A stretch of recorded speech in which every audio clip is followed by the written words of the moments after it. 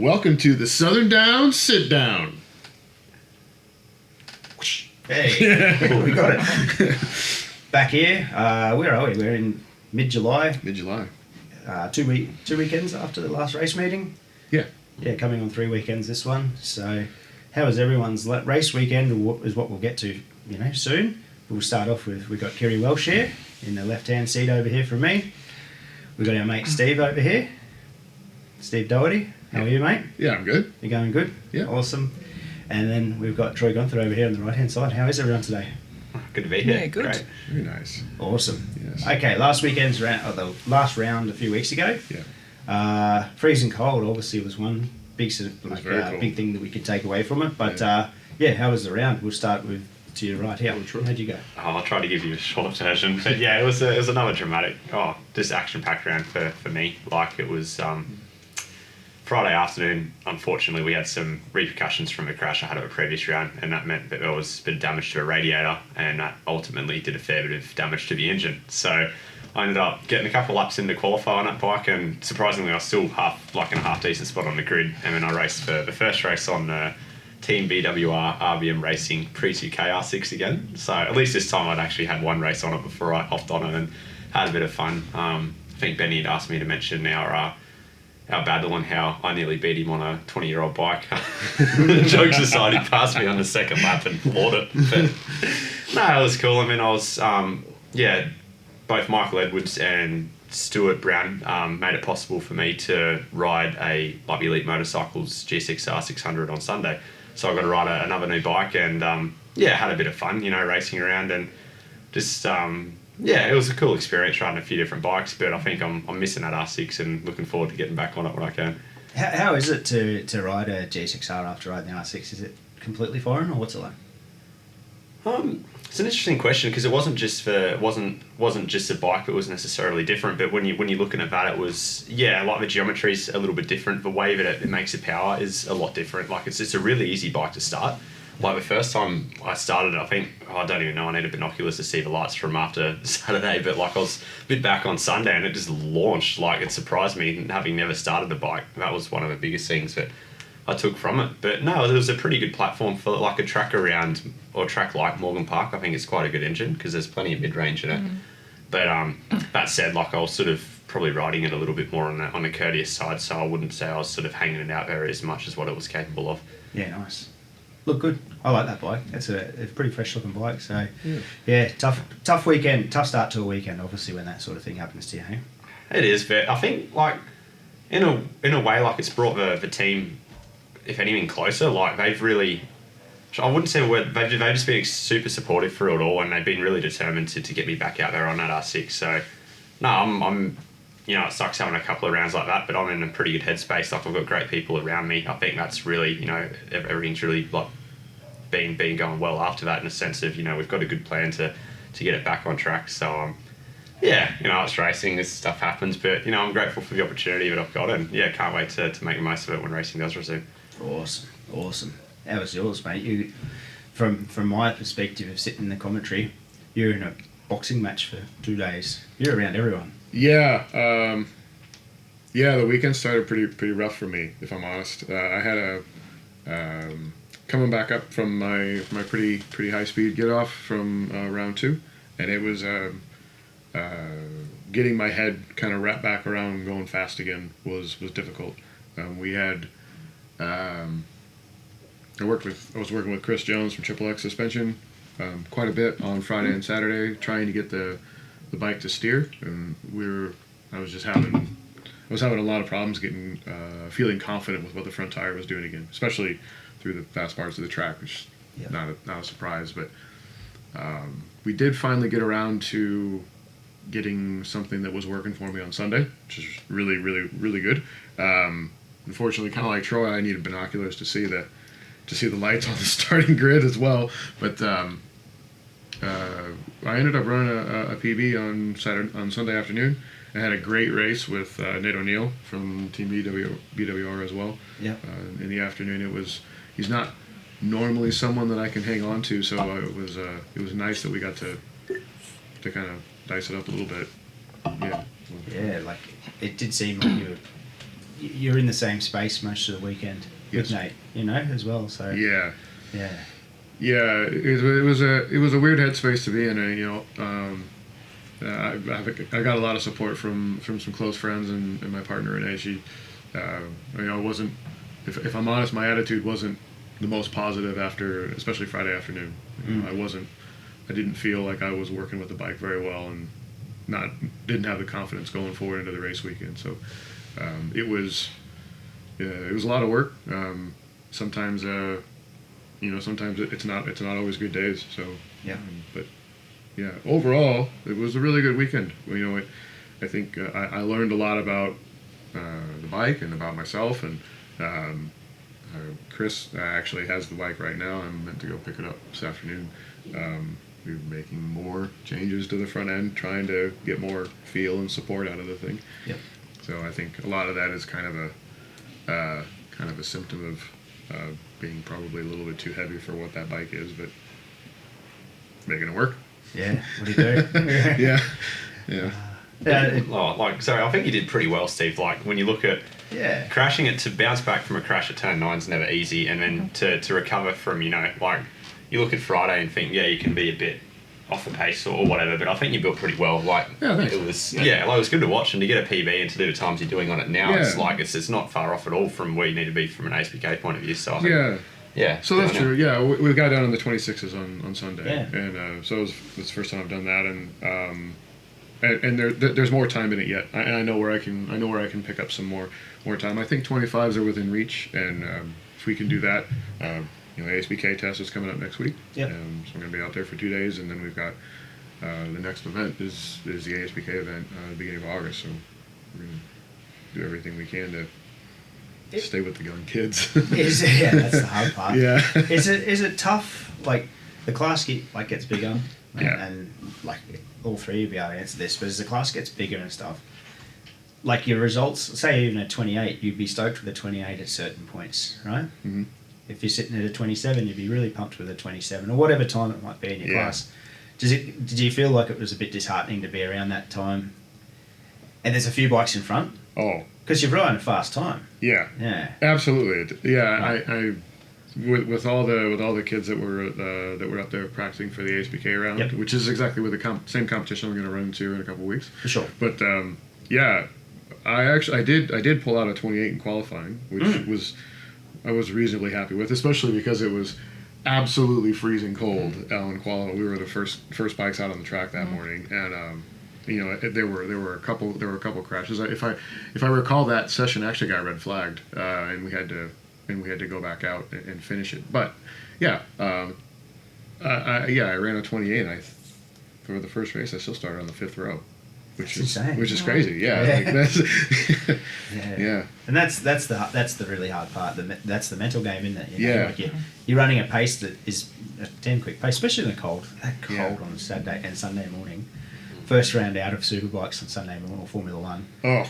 That's a cold track. That was brutal. So, you should probably be thankful you might have been there. Yeah, I was just going to ask you, for the smaller bikes, do you have to change your tyre compound for that? Because I know for the bigger bikes, you definitely do for the cold pressures. No, I was still on SC1s, but I did pump up the pressure quite a bit. Yeah. Because it was funny. It was funny when I had the warmers set, and they were like 85 degrees coming off the warmers, and when I came back in from running, I ran like 5 or 6 like quick laps, and I came back in and they'd lost almost 10 degrees. At least the front one did. So that's cool. Yeah. It's such that this is going to be the thing about ASBK too in a few weeks' time. If we keep having these clear conditions, it's going to be really challenging. Absolutely. So, for a spectator's point of view, it's like, whoa, what times are going to come from this? How's it going to be? It's interesting. Well, some of those kids on the I know Brody Gaywith from down south and Teo were both on R3s running in the 23s like for most of the weekend, which is just it's insane. It's insanely fast. Yeah. I think it'll be interesting because I know the old surface at Morgan Park, it always tended to like it being a little bit cooler. Yeah.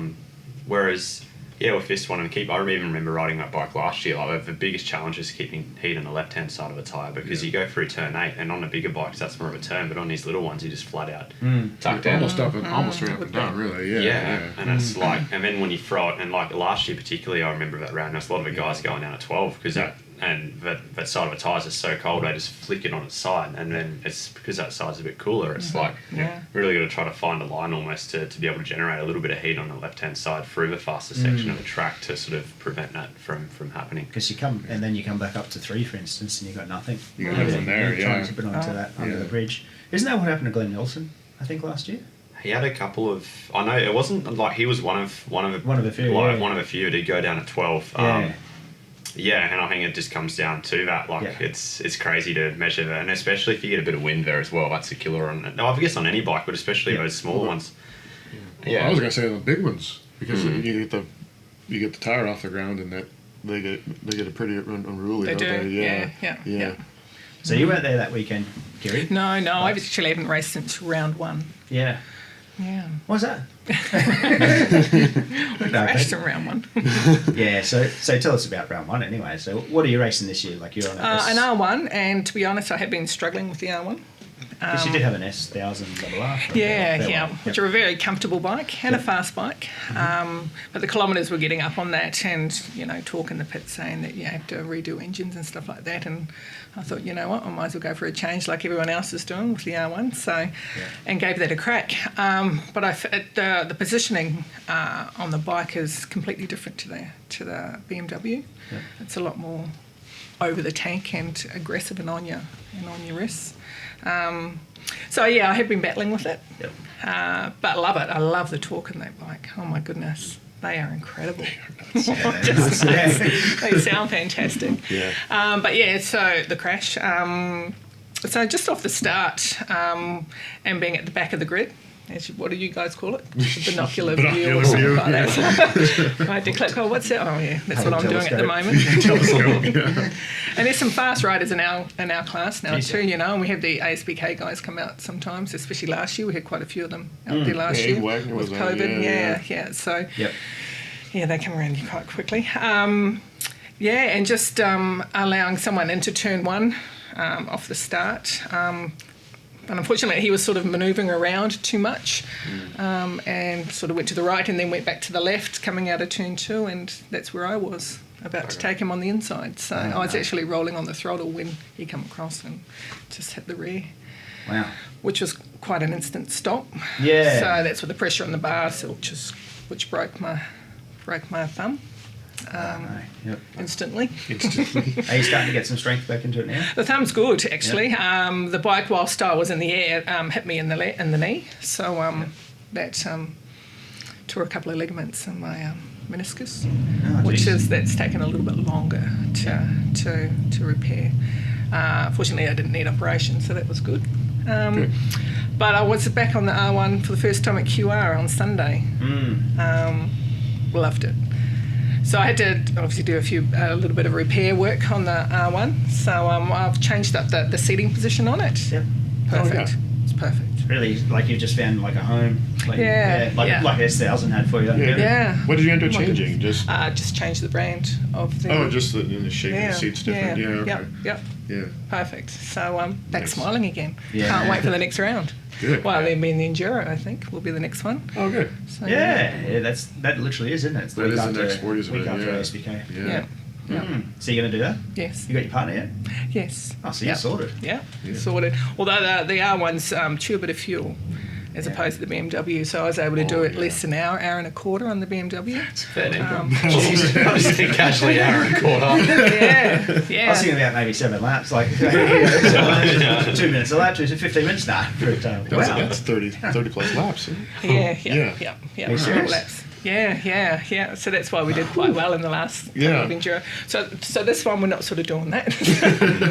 I don't think I can last that long on it. Yeah, right. just one stop the enduro. Yeah, it was just the one stop. the one stop. So that's why they increased it to 2.5 hours. So kinda now you force a can't stop. actually do it. Yeah. You can't actually do the one stop. So I was they're on to considering- us. That's insane. I was considering faking a mechanical on lap 20. I was pretty gassed. I'm out of fuel. Not true. Something's an issue. Roll by exciting, the though. pit wall doing one of these. In the last few years, you've ridden a lot, sort of thing. Yeah, This year, yeah. obviously, it's a bit minimal because of Yeah, the injury in the yeah. bike. How do you think the enduro's going to go? To just jump straight back onto another one? Again, I'm just going to See just how it goes? and ride the bike. So I've had that bike for over a year now. I've only done 2,000 kilometres on it, so Yeah. I need to just love the bike. So, Nice. which I'm looking forward to. What year one's that? It's a 21. Oh, yes, I didn't know. Yeah, so I brought it new and just left it with Michael Edwards Yep. at North Star Yamaha and got them to say, put everything on that sort of thing. Oh, nice. Yeah. Oh, that's the one you must have took to Darwin then. Oh. Sorry. But, yeah. Oh, wow, that's cool. Good bike, eh? Yeah, they are. Yeah. Yeah. Yeah. They really are.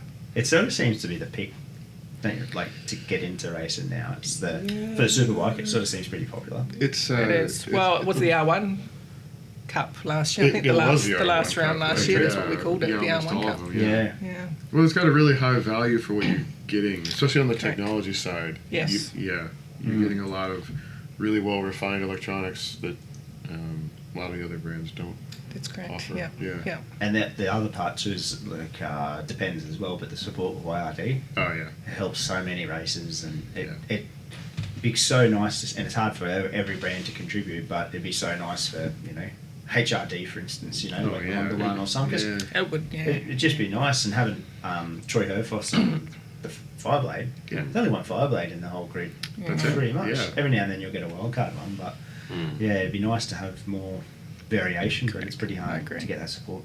It is. We better rock into race results from Yeah. the last round. We- We might as well touch on Formula One to start with. Yeah.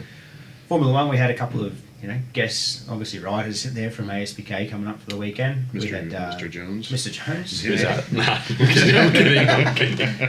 His name's Mike. Yeah. Yeah, and actually, he's copped the nicknames this year too, like on the coverage of ASBK. If you watch him, Kate Beck, I think, called him one week Magic Mike. Yeah. Then he got the Terminator. the week like, he's copping nicknames every round. Yeah. So, and who's he from Troy Guenther over here?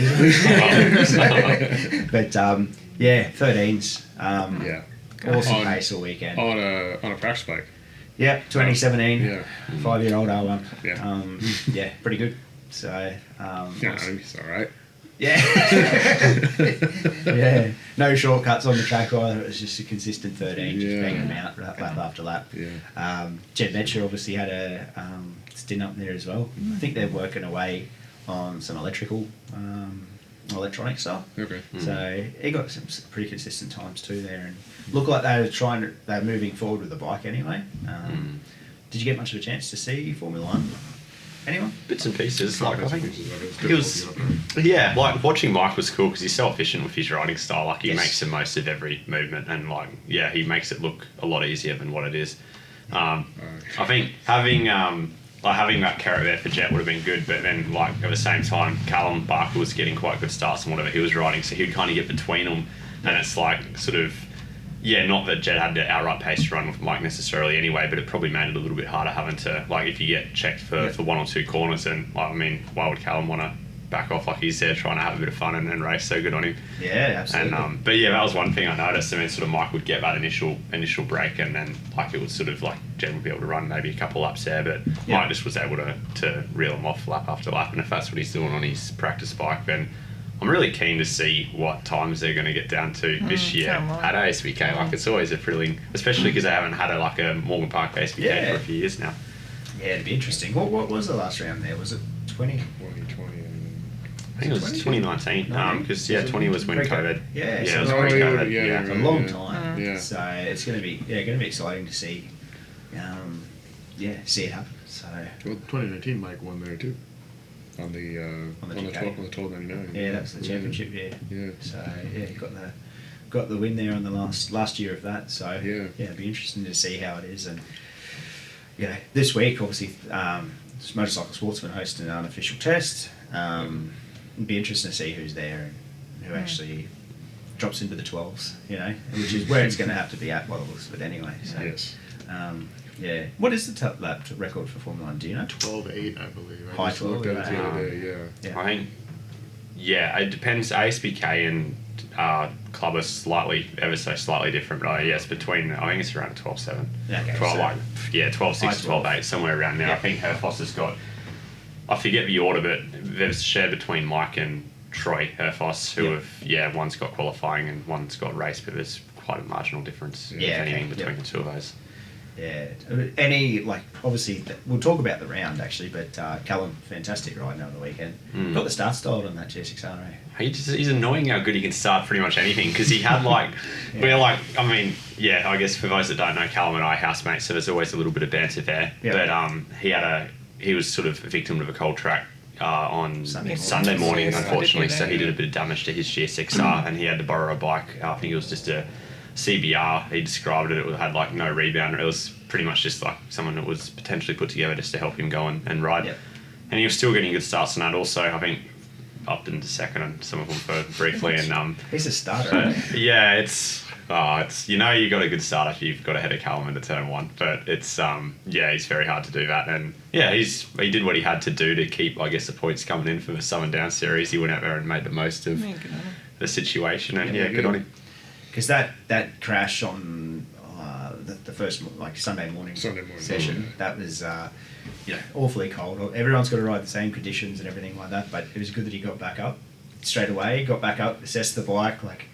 I was then there watching him. I'm like, oh, he's all right. That's the main thing. He's points are a big thing for him here. And he obviously got the bike back around, but there was a bit of damage to it, eh? Yeah, I didn't see that race in its entirety. You kind of, when you're in pit lane, you hear oohs and ahs, and then someone had mentioned pretty quick it was Callum. But unfortunately, it was just one of those things.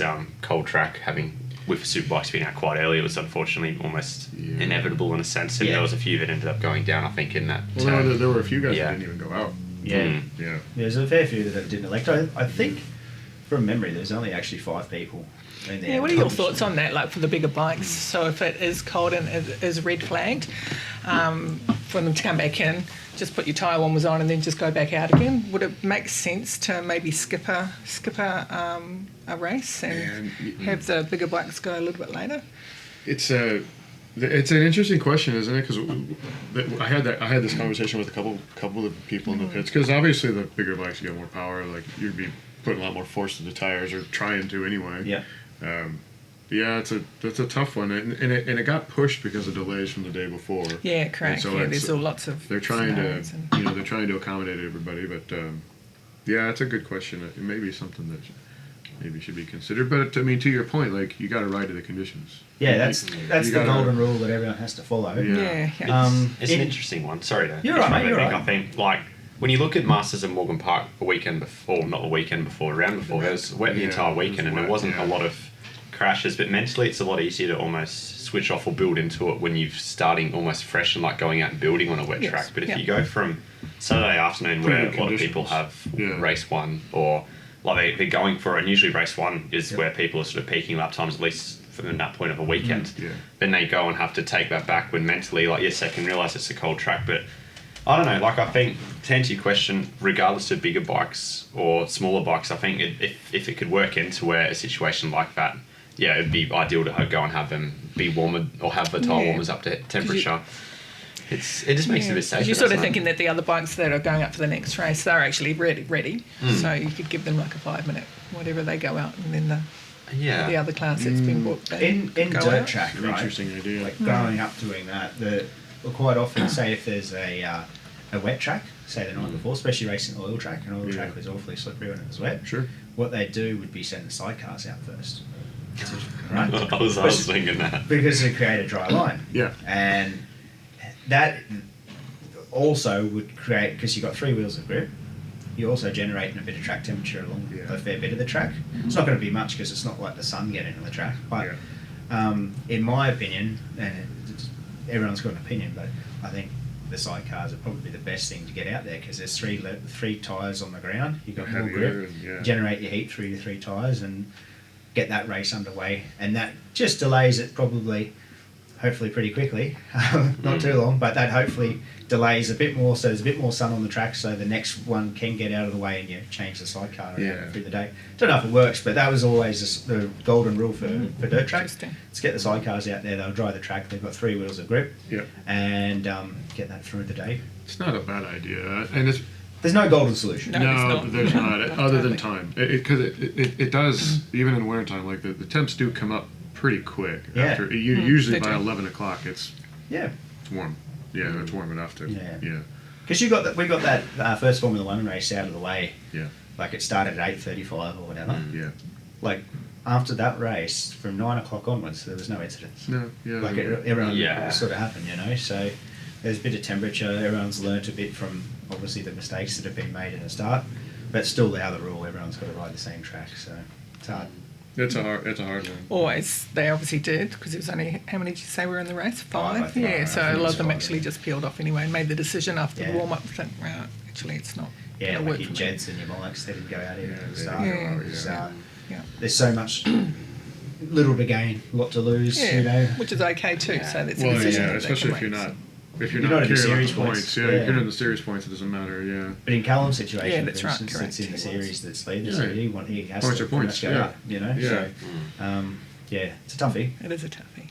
Anyway. And you're losing tyre temperature off the warmers to the track. Exactly. Yeah, that's So what it was, that's the yeah. big Yeah. fun. That's the big part. So Yeah. Another interesting thing with those is like, and we only really like, you get really one winter race in the club calendar usually each year, which I remember Yep. this one last year was similar again, like a few cold tire crashes.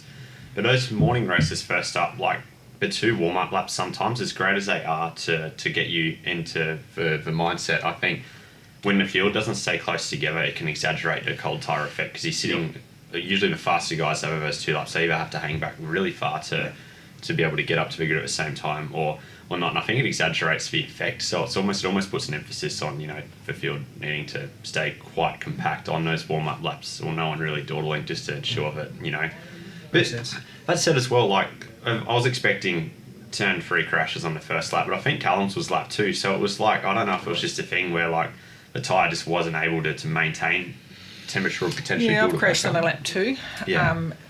into turn 3 as well for a cold tyre. Same so, deal? Yeah, same deal.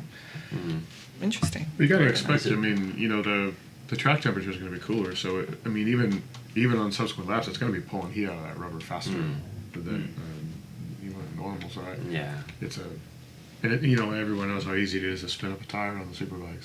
Yeah. Yeah. Was yours front end going in? Lap 2? Yes. Yeah, okay. Yeah. Yeah.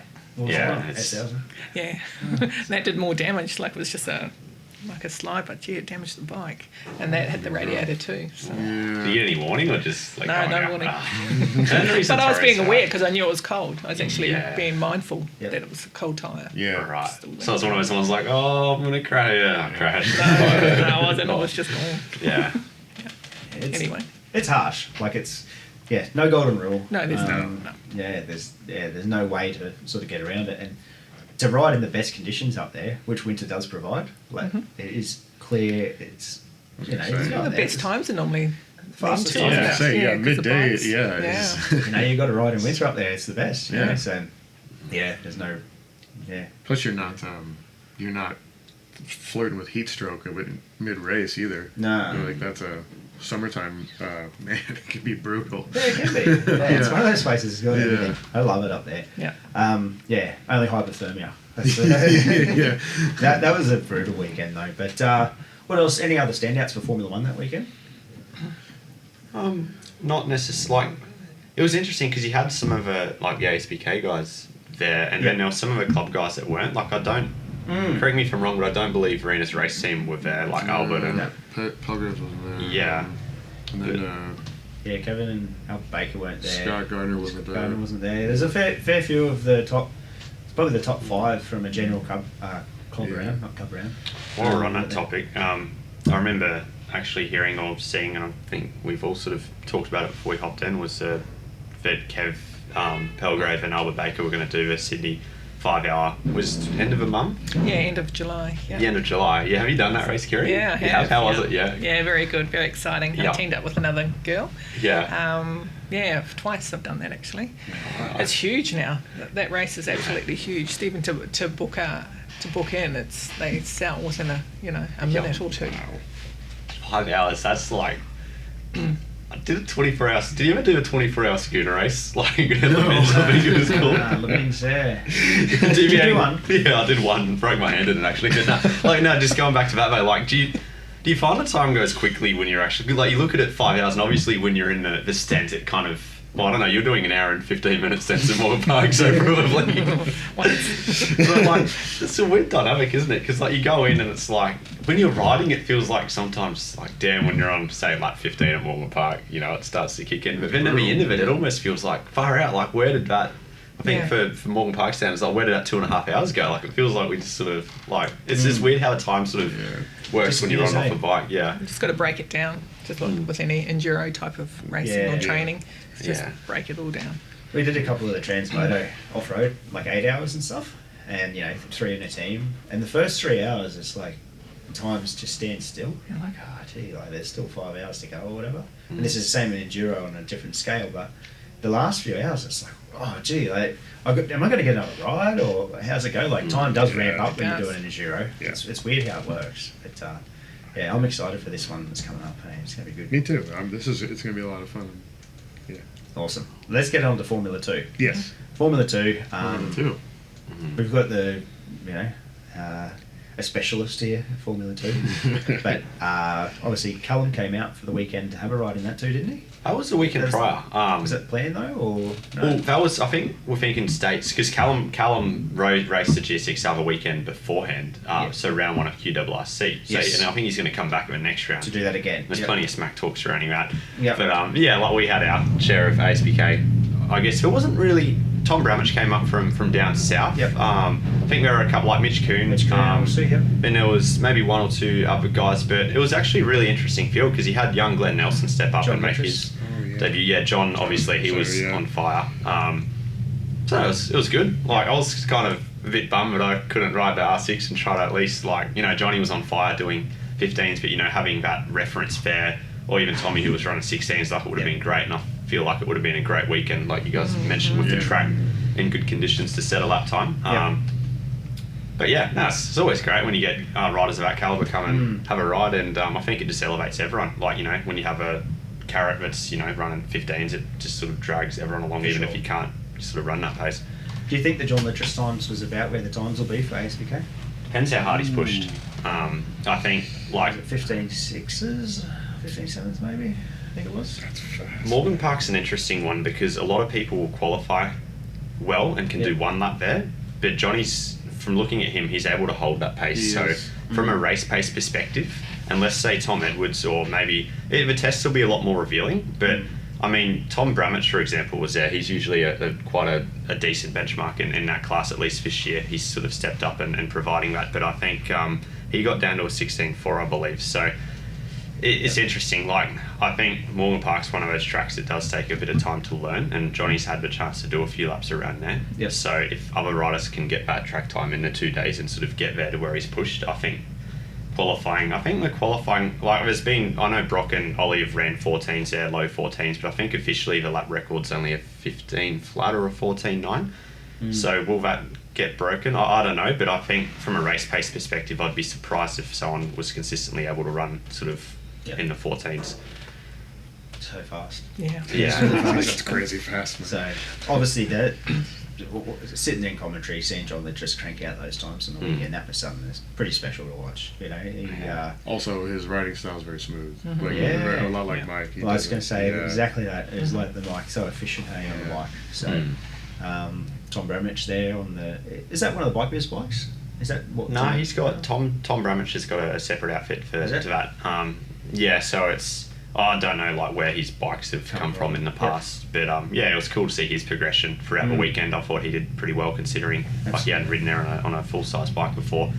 But Johnny certainly, I think he will set for benchmark, and what that benchmark will be really interesting to see. For sure.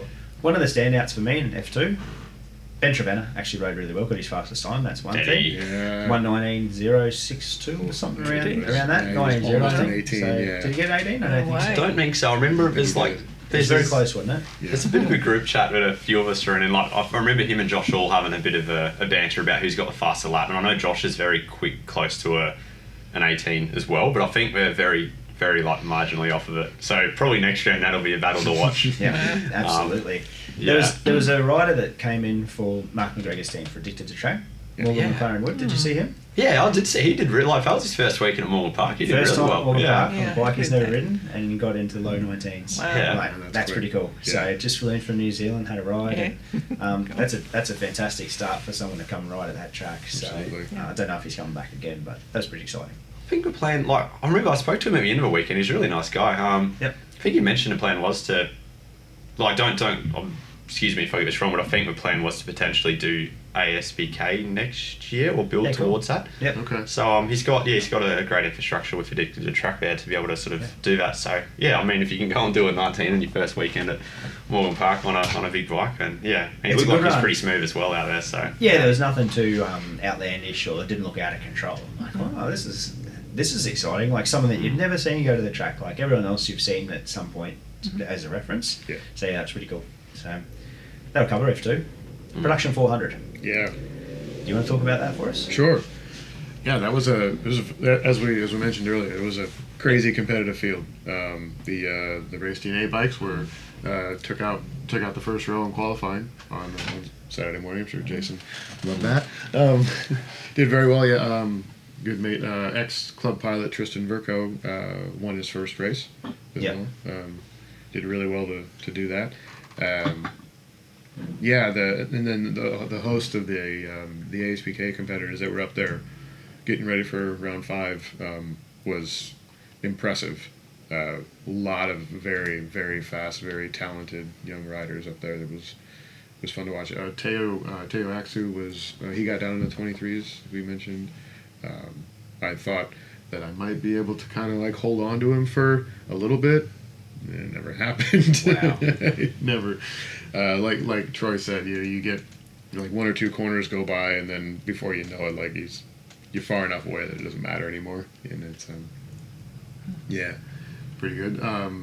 We were meant to be the first ones out on Sunday morning, but because of the delays, it ended up being F1. So the Sunday races for Prod 4 they were both excellent conditions and fast. Like people were moving along really well.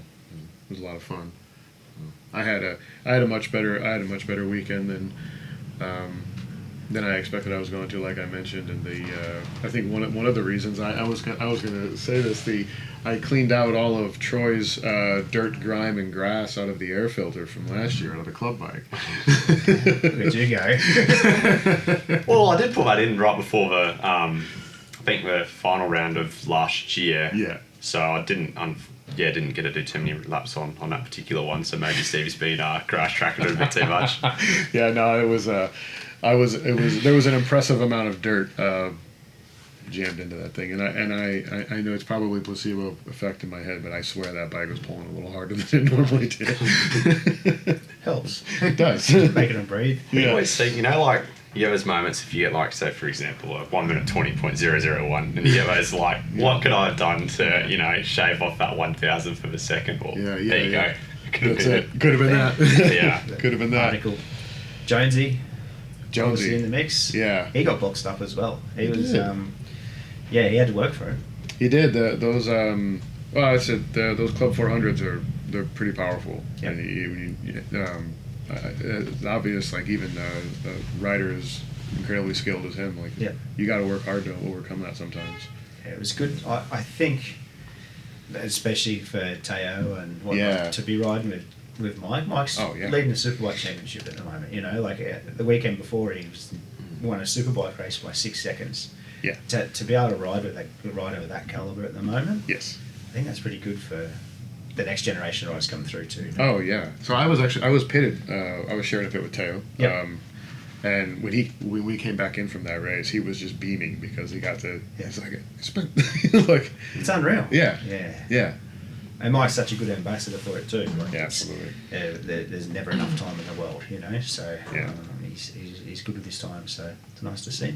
Very good. Actually, I spoke to Jason on the way here, and he was just saying like having Mike in that team as well for young Daly, like the Yep. amount that it's helped him progress, and he's improved rapidly this Wow. year. It's been awesome. Like he did a 23, I believe, over the weekend. That's Insane. really cool. Yeah. And he a big having Mike being able to be there and sort of in that mentoring role, I think's done wonders, and not taking anything away from Daly. He's riding absolutely fantastic.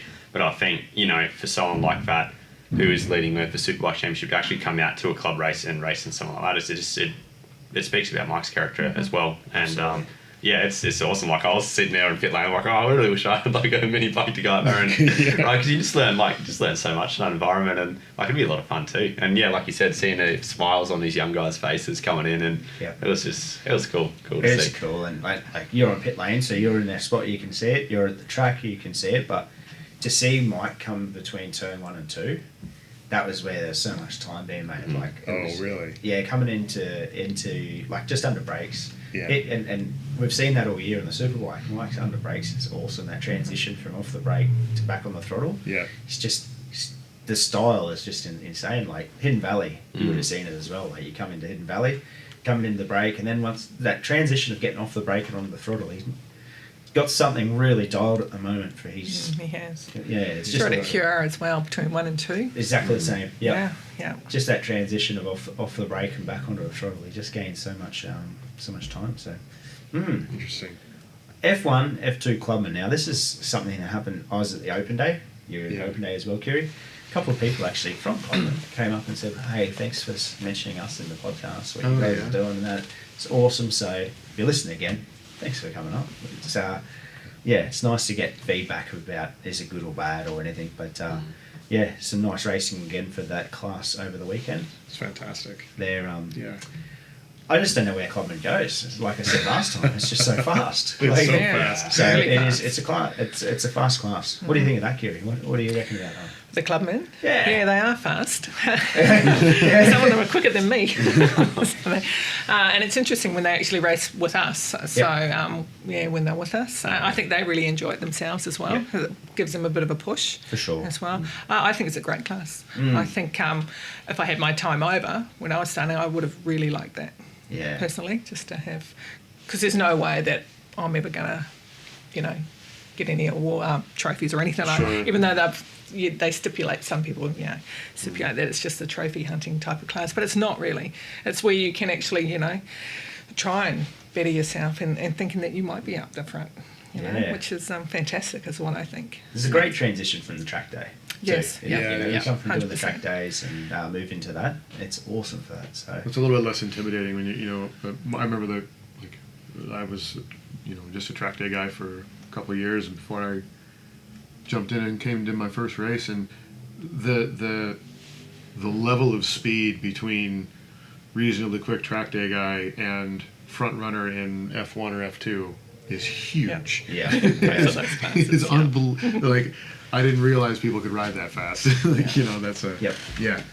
Yeah, it does definitely hold back. It's definitely a great stepping stone. Yeah, I reckon. class. So The racing is so cool. Like watching Mark Ford and Kev Kev Arthur, Arthur. like Yamaha versus Suzuki 600. And they're like good mates as They're well. really Like good it mates, reminds me kind of like Cal and I, like with Yamaha Suzuki, racing each other close. And they it's good to see just you can go out there, have a good battle. I saw a photo. They were literally I think that Nothing might have been between the them. closest finish of the whole weekend. it was so cool. I to I see. think it was. yeah. They're riding really well, like you mentioned, Kira, with lap times and Yeah. just it's cool to see. And they're out there having a blast racing like your good mate, and that's what it's about, having fun. 100%. And, Yeah, and they're like legitimate. Like Mark messaged me through the event because obviously he heard someone said in their commentary.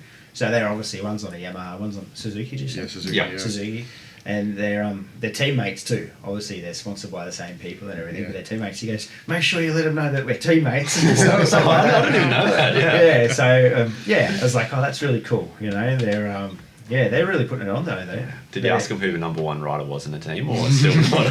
Mark's going to say it's Mark. It's gonna be Mark. There's no question, it's Mark. But he's riding really well too. Yeah. Yeah. So they had a great event. So Yeah. What else we got? Sidecars, obviously. Sidecars, Tristan and Phil Underwood. Yeah, Unreal again. they are. Yeah. Yeah, they're at home. Yeah.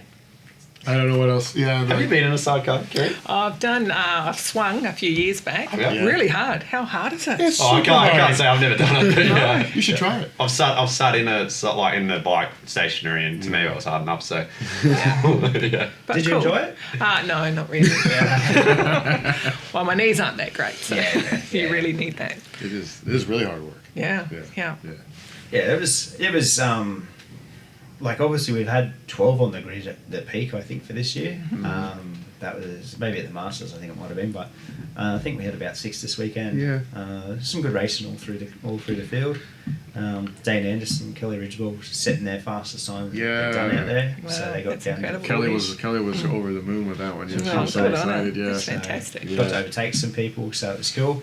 I'm That's just really cool to watch. So, Yeah, excuse yeah. me. And when I was at QR watching ASBK and they had the sidecars there, and to be able to watch them the entire whole lap, way. the whole way, it was really exciting. Really good, yes, Yeah, really yes. good. We don't really get to see that at Morgan Park, only sort of the start. Yeah. I think it's one of the most exciting Yeah, forms of racing. yeah. You know, if they're all flying. You know, it's awesome to watch. So It's, So good on them. Yeah, there's a lot of risk there, especially when you try to make a pass on something like that, because they're much wider. And, yeah. And some of the things like I'm just trying to think what it was, but it was Dave Bucks and Michelle Thompson, right? Yeah. So they're on the green outfit, and it was obviously Tristan and Phil, and maybe someone else coming around. It was 3 wide coming under the bridge with 3 sidecars pretty much.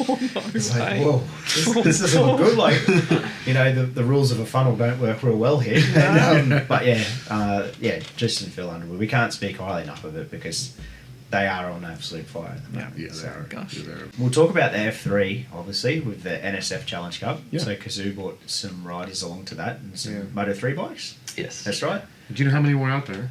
I don't know the total number of Moto 3s, but when we get into it, there was a few, let's say, interesting guest appearances that did take place in that class. Yes. Yeah. Yeah, it was pretty fast. Like, obviously a very fast class. So you got Moto3 bikes there. Yeah. 20s, 23s? 21 flat was, I think, Oh, Cam Dunker gosh. and Cam Once. Swain both did low 21s. Cam Swain won the weekend and Dunker got the fastest lap, Wow. I believe. I think. Right. That's With insane. my group chat memory. serves me correctly. Yeah. Yeah. Well, that group chat certainly just helped us out then. But, There's too many group chats. but how fast is that? You've ridden a Moto3, obviously. Yeah. How fast is a 21 around there on something like that? It's going pretty good. Like, I think it's hard to say because those bikes have. I don't know exactly what the spec of them is now compared to what we used to, and then I think, and then you get, I believe Harrison Voigt did some laps around there on a Calix KDM, which could be wrong here, but it may have, similar to what Jonas Folger used to ride for Aspar, before they came out with a later model or latest generation again, KDM and just Honda. I believe he's done a 19 before, but a 21 on an NSF is certainly not bad, especially if it's more on the stock side. Yeah. It's great to see young Cam Swain's racing in the Mitsubishi Asia Talent Cup. He didn't have a lot of experience on a Moto 3 before this year, so it's great to see how he's adapted. And again, same with Cameron Dunker, who came up, he's had very little experience on a Moto 3, but for them to be able to, do that, and I think, if you put them on that track again at the end of the year, I wouldn't be surprised under the same circumstances if they would be able to go a second quicker again, just purely because they've got that potential with the amount of time they've currently had on the bike. Oh, yeah, it's incredible. Obviously, trying to get them off the grid is hard. They obviously, once they're rolling and got momentum, it's unreal. But to have it mixed in there with supermotos, supermono, everything from the F3 class, so many different parts of the track where one's better than the other. But Yes. corner speed, Moto 3, hey, it's insane to watch. It's cool to see, isn't it? I remember when when we used to race some Moto 3s, Paul Dawson was on a supermoto bike. I think he had an Aprilia. And he always used to get us off the start. It was so annoying, because then we'd try to, within reason, try to block him, and it was just nothing.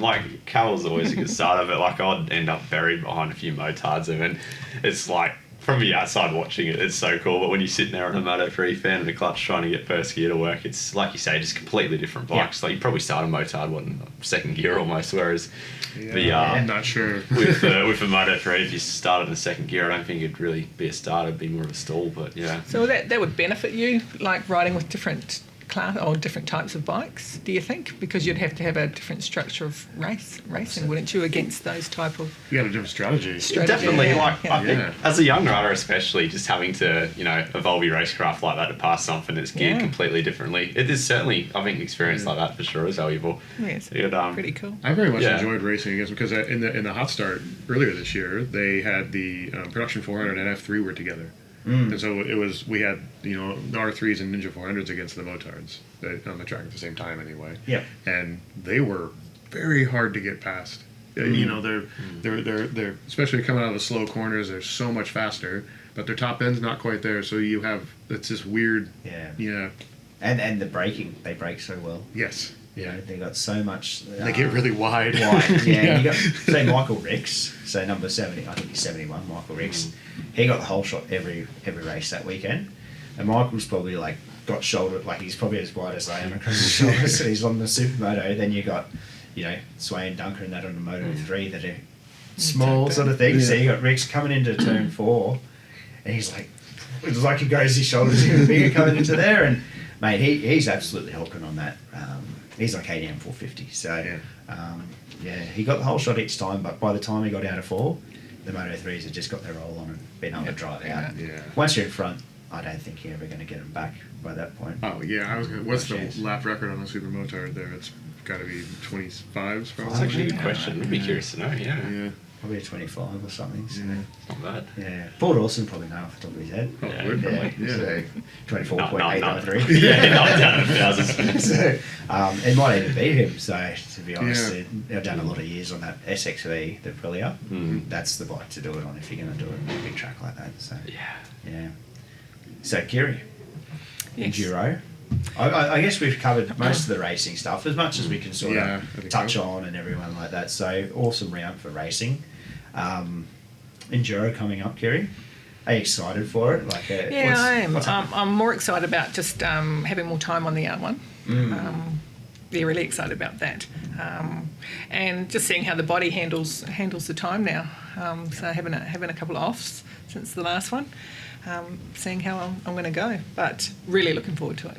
Yes. I like the way that it actually pans out how the race is in itself, because it's right down to the wire pretty much. You just don't know where you are, so it's quite exciting. I remember it was cancelled last year, the year before. Right down to the wire, and I thought, oh my God, we've only had the one pit.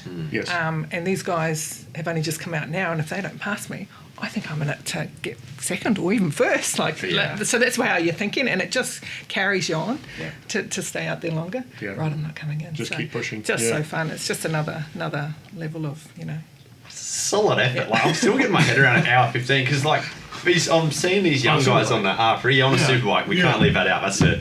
But I see these young guys coming in with camelbacks and some of these fit guys, I think a lot of them did a one stop on the R3, but still you see some of these other young kids, and these are on R3s and young fit guys that are coming off basically dead after an hour 15. Yeah. I mean, I wouldn't say casually, but you just quietly going about and doing an hour 15 on a superbike. My best time was a couple of laps prior to the finish. Serious? No, serious. Yeah, you just get into a rhythm. Did you have water with you? No. That's such a long time. If I remember correctly, hydrate yourself. 2020 was in the summer of that Enduro as well. So it was in the summer. It was a warmer day that day. November 1. Yeah. Fair income.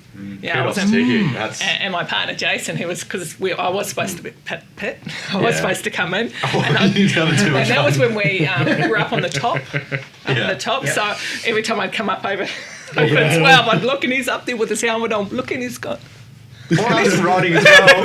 She's not coming in. Did you have a plan to do an hour 15 or just till the fuel light? We're going to do till the fuel light come on. That's when? Yeah, and it actually did come on just after the hour, and I thought, because I hounded him, I said, not to run out of fuel, worry out there. So, I'm going, oh my God. But I made it. Yeah. Because that's a good guy. So we come third. Yeah. Yeah, right. we come third, which is. But you just like to be able to pull off a strategy like that, like that's definitely worth It's whoever huge. plays at Yeah. least. Like Yeah, that's yeah. I can't think of anyone else. Like I know Oscar Davison, F2 rider. I think he may have done like a 45-minute stint or a 50-minute stint. But yeah, I can't say I know anyone else that's even like Yeah. No. Close. close to doing now. 15. I did a 40-minute that day, and I was like you said, I came in off the bike. I was just, like could hardly get off the thing. You said, Kiri, that like your fastest lap was just close Towards to the the end end. of it. Yeah. What's a fast lap at the end of that? Like that just seems so bizarre. I'm not quite sure. I think it was 16. a 23, 20, or 21. 21. It might have been. Dang. Moving along 21, pretty good, yeah. 22. Yeah, that's- So it's a I think it consistent might have fast been pace. that. Yeah. I think we're consistently doing about 23s consistently. Yeah. Maybe I did a couple of good ones in there. Yeah. But unreal. you ride differently, so you just get into a rhythm. Seriously, You have to. Is that the key? and to you don't doing- break as yeah. hard because, especially going into turn 4, you know, it's because your hands are like killing, so you try not to break as hard. So Wow, that's go that's a bit quicker. really forces you to learn to be efficient Yeah. with your Yep. movements. Yeah, 100%. And breathe. You just got to breathe. Yeah. you know, like when you go in to do a race, you know how you get close to the end of the race, your tyres are starting to get hotter and they start to slide around more. How do your tyres start? Do you start to feel that, or is it No, I just? think I was running the SC3s. Yeah, okay, yep. Perfect. Like I Just good didn't the feel whole them. Yeah, no, didn't feel them move at all. It's perfect. Yeah. It's nuts. Oh, it's nuts. nuts. Yeah. Well, Yeah. you're going to win it this year. You're going to capture Yeah. that. So you. I'm on R1. They did. Oh no, they changed the strategy now, so it's 2.5 Oh yeah, actually, you're not going hours. to tell. You're not going to share the strategy yet. We can't say that. So you're still partnering up with Jason again? Yeah. What's Jason riding? He's got a ZX10R. Yeah, cool. Yeah. Actually, I had a question for you, Kiri, out of curiosity. Like, I remember you mentioning, and even Steve's talking about it as well, like the base level of electronics on the R1. Like the BMW, from memory, is quite a sophisticated bike, like with the electronics as well. Like, there's a lot. What year Model S1000 did you have? I had the 17. 17, okay. How do you find the 21 R1 stacks up with the electronics on the 17? Well, it's a lot more user friendly on the Yeah. R1. Yeah. It wasn't as easy to adjust on the BMW, and it sort of was a bit too much for me. Yeah, Whereas right. the R1 is very simple. And the modes that they do run are very good. Like the traction control that you can change, so all sorts. What else? We've got engine braking. Yeah. The slide control too, right? They've got And slide control, although I don't sort of ride like that, so that doesn't seem to affect me as much, but definitely the engine braking for sure. Yeah, okay. Although I more or less just run them all on the lowest level now anyway. Sure. Just ride it. You mentioned slide control. Like when I rode that V4R at Morgan Park, Masters of Morgan Park, it had the slide control. I really don't understand what's like, what the diff. Like to me, it's I don't know. Like maybe I'd need to learn a bit more of a technical side, but I'd never understood the difference between traction and slide control. Yeah, you're like me actually on that. So Yeah, it's an interesting thing. I played with it. I apologize to Luke Cooper because I was playing with his motorcycle. He let me ride his R1 back at the Coaching Day Masters of Morgan Park, and there's a difference between just outright wheel spin, and it like will allow so much slip angle, Yeah, right. and okay. it can just kind of control that and hold that slip angle as you like coming out of turn 3. I remember rolling on the throttle like a little bit more aggressively, and you could feel it pull back power, but only after the bike started to Makes sense. So Slide. it's of a degree essentially to let it slide, and then the Yeah. traction's how much or how quickly it will. I think it's just slide. very versatile for any type of rider. It I is, believe. yeah. It's just got so Yeah. much. It's easy to set up, Yeah. and the engine is Oh. so much more flexible. Yeah. Yeah, Yes, it is. Have you ever tried I've noticed, and especially like I remember from riding a super bike around Morgan Park, wheelie around there is a big thing or a big factor. Like the more you can keep that front wheel down or at least controlled and get the power on, it's just massive. Have you ever used like a hand rear brake or anything, thumb rear brake to help mitigate that? Or- Again, I'm not as aggressive, I think, of a Yeah. rider for it to go up, and I'm normally over the tank, so I don't get so much of a lift Yeah. in the front. And I rode the BMW like that as well. Sure, yeah. So yeah, I think it's purely the more aggressive guys that like to have that yeah. there. I don't know. Because I just remember I remember riding a 2000, I think it was a 14 HP4 BMW, and then when 2017, and the biggest difference I noticed from the standard, like all we ran was standard electronics back then, was how much better the wheelie control was on the 17. Like it was a lot more progressive. Whereas on the HP4, it was pretty much all or nothing. So, like, it was pretty much pointless having it on because you'd accelerate it and then... It just turn everything off. It just turn it off, and then it's really choppy, and if you set it down over a bump, it just head shakes you. It's never necessarily nice, but with the newer bikes, and then, I'd be curious on the R1 to see, like, what that would be again, if that's another step, because I think, like, getting the power down on those bikes, whether it's, traction control, it's giving you the confidence to do that, or not having a front wheel up, is so key to getting a lap time, especially around Malvern Park with all of the bumps and elevation. Yes. That's one of the big things I see with Callum on the GSXR compared to like a lot of the R1 riders. And I said it to him, obviously, coming out of 4, just obviously electronics aren't quite Yamaha electronics, I guess. Yeah. Coming out of 4, there's a big wheel stand trying to get onto the straight. There's a fair bit, like, just obviously different riding styles. So many variables too. But, like, obviously the R1 electronics is a really good package just from the start. Yeah. Which is quite an interesting conversation when you get to the next level of ASPK rider. They're saying, let's chuck them in the bin. Get rid of that, Something else, but it's but just it is such a good base package for everyone to go to. So Enduro, have the details been released of the times, or can we actually say much about it? I know someone just mentioned 2.5 hours. Yeah, that was the plan at the last one, but the details for this round hasn't come out yet. Yep. Just bring a 12-hour on us. Kiri will be ready with an hour-long sets. You'll be lapping people if you do them consistently. I just still can't believe that. That's huge. So, so a couple of us have our partners picked and stuff. I'm riding with Lockie Lowe. Yep. He's a young guy that's been in the production clubbing class. And I've been working with him a bit this year on the coaching side of things. He's come to many of the coaching days with Dave Fuller, so we're gonna have a crack. Yeah. See how we go. It'd be nice. How good's your 30-metre sprint, or whatever it is, 40 metres? As long as I don't fall on my face, I think It's actually my best start, because I don't start very well off the line, but the Mon starts.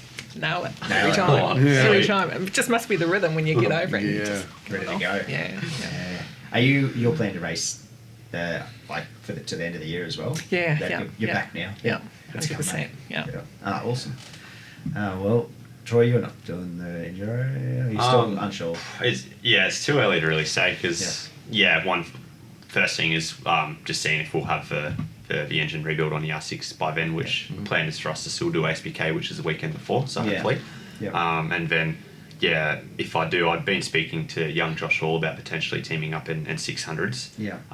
But I'll just have to wait and see. Like, it'd be really fun to do that. But if I'm not racing at all, be there probably in some way, shape, or form, because this is such a great event. And looking forward to it. I might have to, we'll have to watch, if we're racing it, we'll have to watch Kiri now, make sure she's not going to do a sneaky 1 hour stand again. Or we're all going to have to do it. No, that's huge. That should be good. And obviously, we've mentioned it before, so unofficial test for Motorcycle Sportsmen for ASPK is this week. Yes. Then 5th to the 7th of August is the round of ASPK. Yes. Also, Motorcycle Sportsmen, basically the host club for the event. Yep. So it's going to be good. Are you coming out? Yeah. Yeah. Absolutely. Awesome. Got to see how it might goes. Yeah. Any tips for that weekend? What do you reckon? How do you think Mike will go? Yeah, he'll get it. Yeah, okay. Yeah. I know Maxwell is definitely, he's great there as well. And I was out at the track when he was out there last, I think about a month ago. Did you put a stopwatch on him? I think he was doing 13s. Okay. That was just casually. We went down to turn 9 and watched him. Yeah. Yeah. Pretty fun to watch him. Oh. That's pretty. We're thinking, it's going to hit us like we're right there, but impressive. Yeah. Really impressive. And he rides that bike really well. He does. Yeah. I like looking at Troy Hofos from Darwin. Mm-hmm. He's also good up there as well. Yeah, he is, He looked really good in Darwin, and it's nice to see the progression coming forward. He's working. The whole team's working so hard at it, so it'll be interesting to see up there as well. Well, starring should be fun to watch too. He's not. He'll be quick there. He's not one to sleep on either. Yeah. No. It's just all great racing at the moment, isn't it? It is. It's such an awesome across fight, the whole thing. So it's Yeah. going to be good. So any tips for you? Who's going to win? Ooh, I think Mike's got it as Yeah. well. But Okay. I think he's going to have a hard battle with Maxwell. Yeah, okay. Yep. It'd be interesting. So, I'm not going to say anything because I work for all the teams, so there's no biases to be given. But yeah, I'm excited to see the round. And Auckland Park's one of those tracks that you do have to ride it. Like, you know, you can get to a Phillip Island or something, you can see the flow and you've seen so much of it, but to really benefit from Auckland Park, you actually need to do, it's like Lakeside in a way. You know, you need the people that have done laps there, it is a big benefit. There are some, the lines aren't entirely obvious, and a lot of it's because there are those bumps and undulations in the pavement that were... It's tricky. Yeah. Yep. Awesome. Well, that concludes the show. Thank you so much for coming in. Yeah, pretty much covered all the bases. You got anything else, Troy? I did put out a bit of an expression of interest, like for people of things to Yeah. ask, but like I think we've addressed a lot of that pretty well. Like Benny had asked to mention some of the sick battles that were in the 600 class, and he was riding exceptionally well. He was doing very well. Yeah, I know a couple of people were keen to, like, as we spoke about before, to ask if you'd done any riding while you were in New Zealand, Kiri. But yeah, No, I only started riding when I came to Australia, and later in life too. So What made you close start to 40. Well, cycling. So I was push bike riding on the road, and I nearly got taken out by a car. So I thought, you know what, I might get an engine in one of these bikes and start riding. So yeah, that's where it all started. And first time at the track was with Dave Fuller and Leo Cash.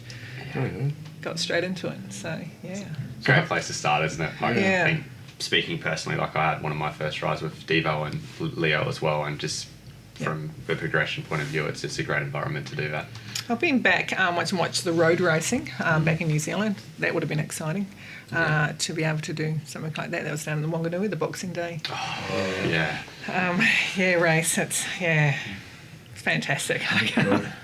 And I've been to the Isle of Man, of course, as well, and that's just incredible. Oh, that's incredible. That's a bucket list thing for me. I got to see that. Would you like to do that?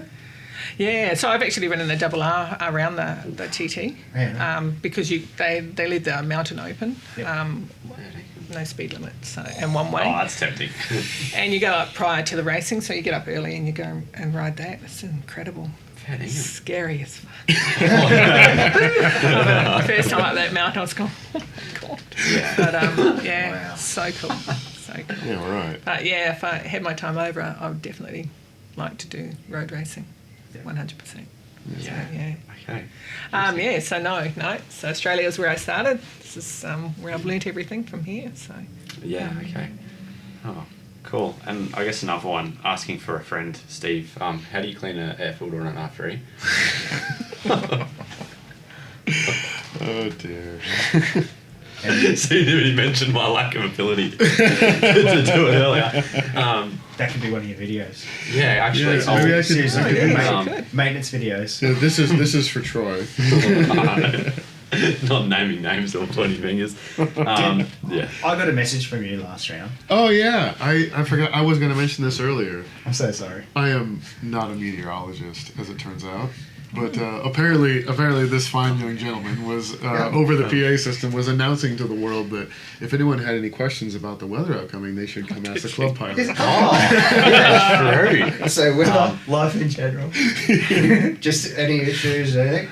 The club, it's part of the club pilot duty to come up and ask what the temperature is today. I definitely need to advertise this before next round. I had Did you have a few people? I had at least 3 different people come up and ask me what the weather was. Yeah. Oh, so people must be listening to the microphone over the weekend. absolutely. Yeah. No, we think people listen to it. Actually, funnily enough, speaking now, I remember like with the Moto 3, the whole sort of guest rider thing, Callum rode the Moto 3 and placed in Michelle Benjack, and we were having a laugh in the first one because it was really low key, and it was still Michelle Benjack on the timing transponder. Yes. And I think even like for the first lap or two, like rightfully so, like there's no way you would have known, but like I think you might have mentioned it was Michelle.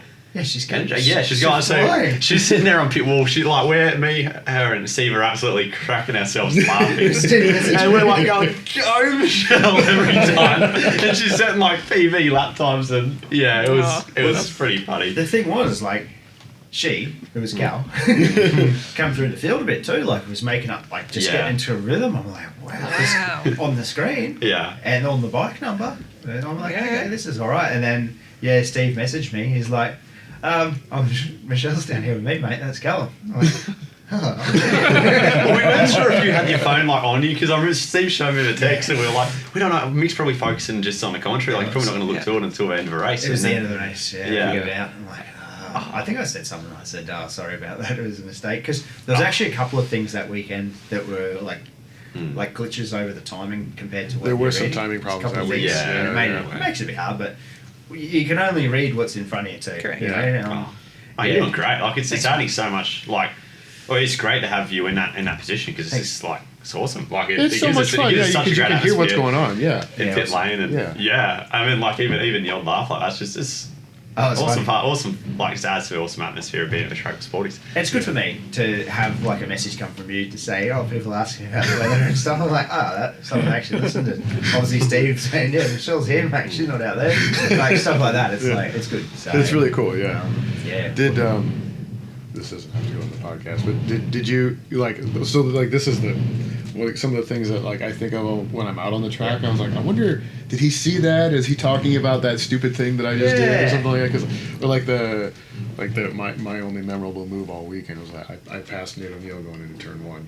I was all excited about that. I wasn't able to hold on to it, but like you I see would've that seen kind it. of thing. Yeah. Okay, Yeah, like I've seen I don't know. You try and see as much as, Yeah, because as of- yeah. everything, you know, and It's definitely going on a podcast. yeah, I think it has to. I think it has to. But like, yeah, you try and see as much as you can, and you know, it's battles through the whole field is the thing that you want to commentate on. Hey, like it's Yeah. not just Yeah, absolutely. Yeah. you know, Not just such the and leaders such. or whatever, Yeah, yeah. it's got to be everything, and yeah, and there's such good racing throughout the whole fields. There really is, you know. So yeah, it's You it's paint the good picture racing. well. Like you, Thanks, mate. say I could watch, or say you sit in the pit lane where you're not watching, having any visual of a race. You're just hearing it, and it's like what I've noticed is like you can kind of like paint it. Well, from what you say, it paints the picture really well. Like you talk for a lap through really nicely, and even on some of the races, it might be more spread out. You still sort of get that impression of what's happening, which is cool. That's awesome. There was I think your delivery, the way you get excited when something happens. Like in particular, I think in the F2 race there was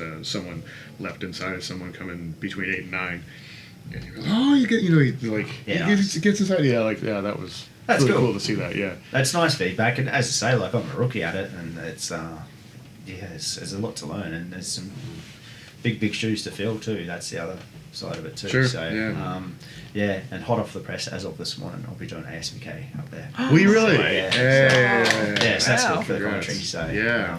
yeah, with Braxy. So yeah, Excellent. really exciting. So yeah, and we'll be up there in 2 weeks' time, and we'll get through all this, and Yeah. then we'll have a week break. Yep. Well, not a week break, couple of days break, straight back into it. Yeah. So Thursday, obviously, Devo's got the training day. Friday, track day. You'll be doing club pilot stuff. Yes. No weather stuff, but you will be the club pilot, obviously, for the weekend still. And we'll go from there. Yeah. Awesome. Sweet. Thanks for everything. Thanks for coming in, Kiri. Thanks for having me, guys. Yeah. Ah, You're it's great enjoyable. having you. Like good. talking bikes, Yes. Ah, they're so good. racing. They're damn addictive. But Yeah. thanks for Yeah. everything. And we'll be back soon. All right. Okay. Cool. Thanks, Wick. See ya. That's all we have time for in today's show. If you get the chance, head over to YouTube and hit subscribe on the Talk and Chatter page. Also, head over to iTunes and give us a star rating and a review there. It all helps to get the podcast out there. A big thank you goes to everyone that's been doing this already, and we'll be back with another show soon.